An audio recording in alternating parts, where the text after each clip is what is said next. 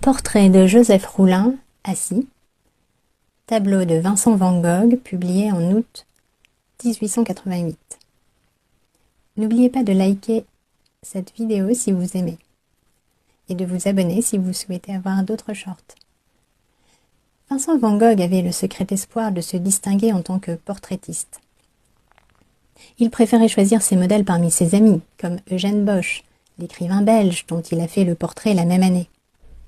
S'il faisait poser n'importe qui, il pouvait tomber sur des modèles intéressés et pas toujours bien intentionnés. Il ne pouvait pas ouvrir son petit atelier aménagé à de parfaits inconnus. Quand il rencontre la famille Roulin, il saisit sa chance. Il peindra quelques membres de la famille. Sa prédilection ira au père, Joseph, alors âgé de 47 ans.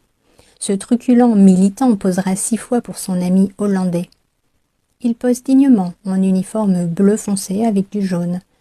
De visage, on dirait Socrate, avec son petit nez, son grand front, son crâne chauve, ses petits yeux, ses joues pleines, sa barbe poivre et sel et ses grandes oreilles. Le dessin est simple, les aplats colorés sont délimités. Les reflets verts sur les mains suggèrent un éclairage artificiel. Joseph posait dans l'atelier de son ami. Alors qu'on imagine facilement un portrait de ce facteur bavardant au café ou cultivant ses légumes, Van Gogh dépeint un homme transfiguré par la fierté. Ce digne préposé au service de l'État a consacré chaque jour de sa vie au profit du bien public. Dans son uniforme parfaitement boutonné, il affiche la fierté d'un amiral et la solennité d'un évêque.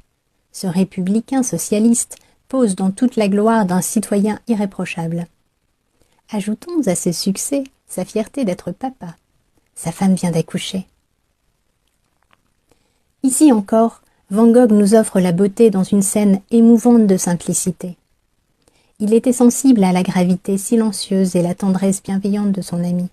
Quand on se souvient des tensions qu'il a eues avec son propre père, qui était pasteur, on n'a aucun mal à deviner ce qu'il percevait intimement chez Joseph Roulin.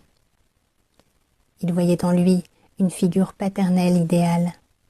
Ce père qui l'encourage dans sa vocation artistique, ce père qui lui remonte le moral quand il déprime, ce père qui lui offre son oreille bienveillante pour qu'il montre sans pudeur l'intensité des émotions qui le submergent depuis toujours.